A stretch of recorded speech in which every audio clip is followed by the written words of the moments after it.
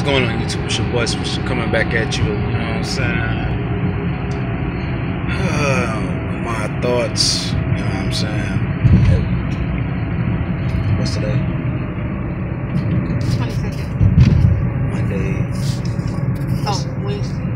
What's today, man? Happy wonderful Wednesday. You know what I'm saying to y'all. And I know Thanksgiving tomorrow, so I might do it. I might do a live stream. I might just do a regular vid. I ain't decided yet. But in 1.5 miles, let's talk about the Ellington brothers. You know what I'm saying? Because that's the main topic of this video. Well, not the main topic, but it's one of the topics of this video. So we signed Andre Ellington. You know, in light of D'Onta Foreman going down. But one thing that I'm really questioning, and I forgot who brought this up. I know one of my YouTube subscribers brought it up. I forget which one it was, but we need. I think it might have been Ed. I think it might have been South. My boy Ed Honcho. You know what I'm saying? When it comes down to, you know, like our medical staff, you know, not our medical staff, our strength and conditioning staff, like, not to mention the program, like, I'm really starting to doubt that shit. Like, now, don't get me wrong, at first I was just, you know, I was kind of skeptical, because I'm like, okay, JJ, he got hurt last year, he'll bounce back, you know. But then this year we lose not only JJ again, but Whitney Merciless, fucking Covington, Christian Covington, motherfucking D'Onta Foreman, Deshaun Watson. Now, granted, some would say that, you know, that Watson's injury, it could have happened to anybody, you know what I'm saying, because it was a non-contact injury. But I feel like, you know, if players are in better condition, they can last longer, you know what I'm saying? Now, like I said, it's hard to say, man.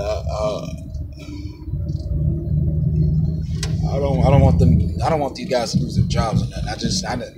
We need to evaluate somebody. Like, we need to evaluate them, you know, and come up with a positive solution, you know, moving forward. You know what I'm saying? Because the seasons, we can't keep having seasons go down the crapper, you know, just because our quarterback gets hurt, or, you know, if JJ and Whitney, you know, tag team and get injured again. You know what I'm saying?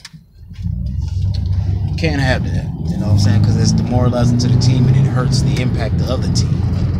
You know what I'm saying? But that's just me. That's not my own personal opinion. That's my own personal thoughts on that. But now, Andre Ellington, nice little shifty dude from Arizona.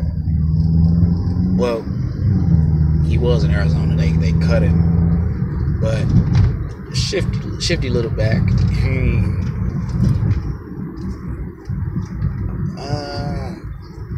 NFL comp, I would have to say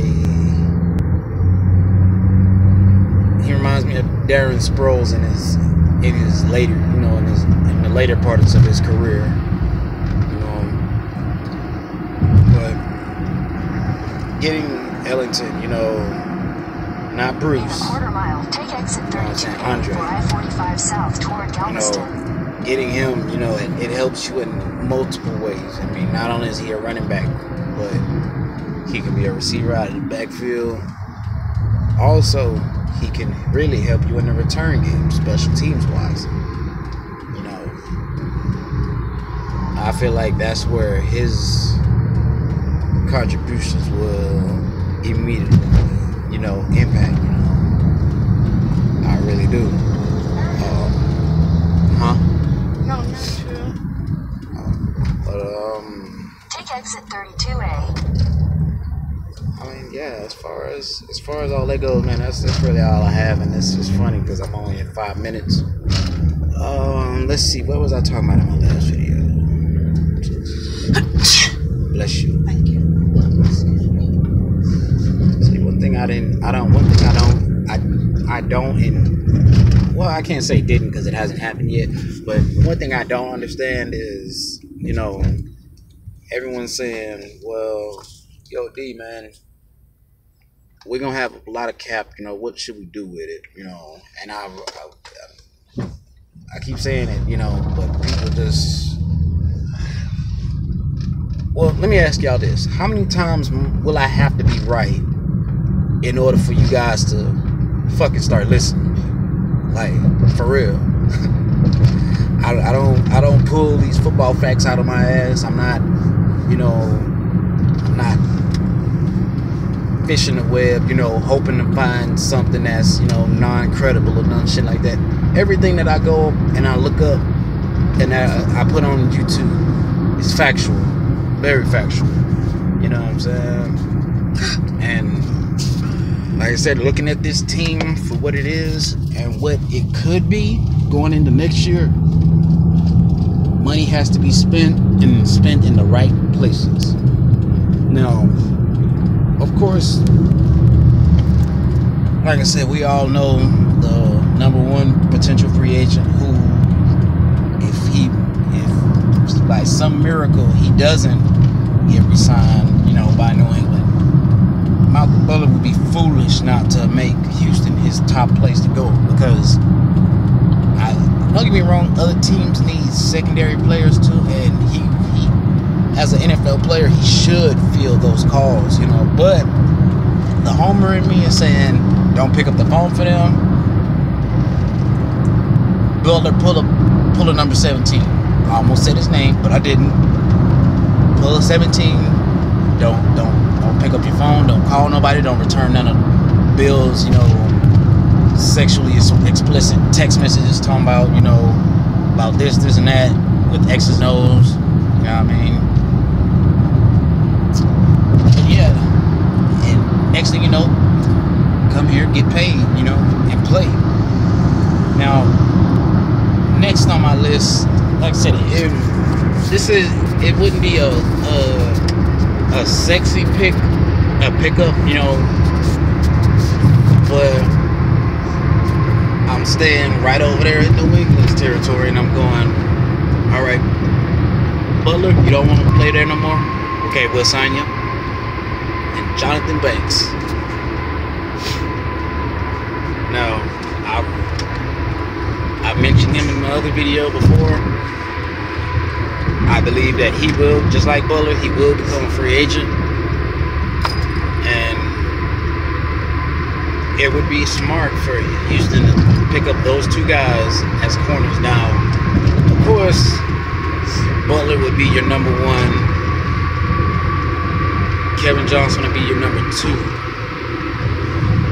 And Banks would be your third guy that could cover slot guys, or, you know, if a team is, you know, rolling out a speed demon like Will Fuller. Like, if you notice, Banks, whenever we played the Pets, Banks was probably the only one covering Fuller deep. You know what I'm saying? Damn it, what's that corner from the Vikings? Shit, his name escapes me, but I know he's been on a decline, but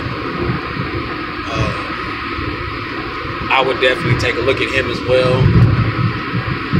You know, now those are the corners that I would bring in or look at.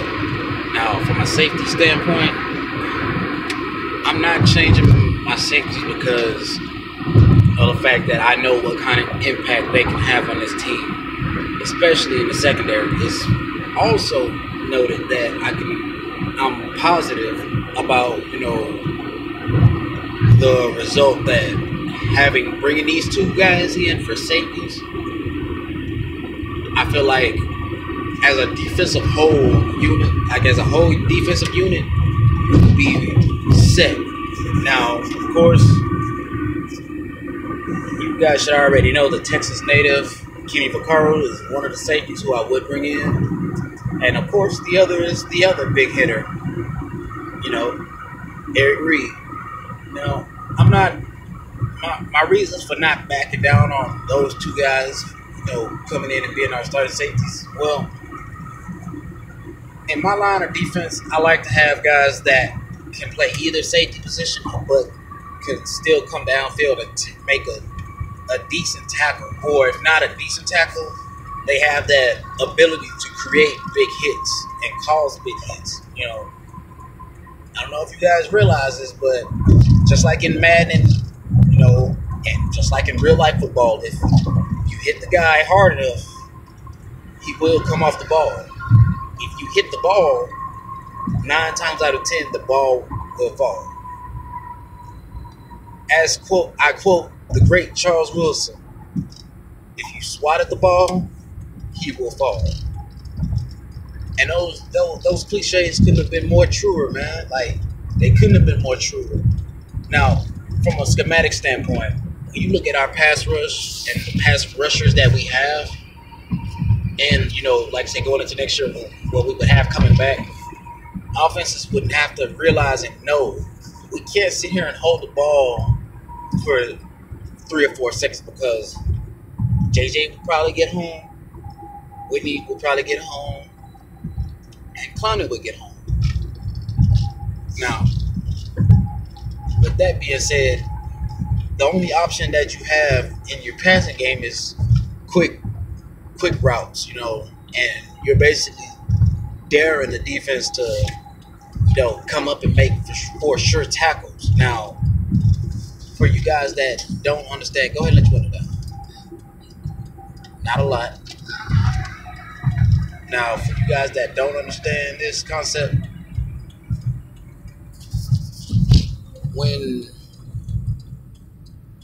as a receiver, after you take a few big hits, you start looking for those guys. And when you start looking for those guys at NFL speed, that's when you've messed up, because that DB, he's not going, yes, he's charging towards you, but for you to, have hesitation in your mind, that DB will more than likely be trained to see that.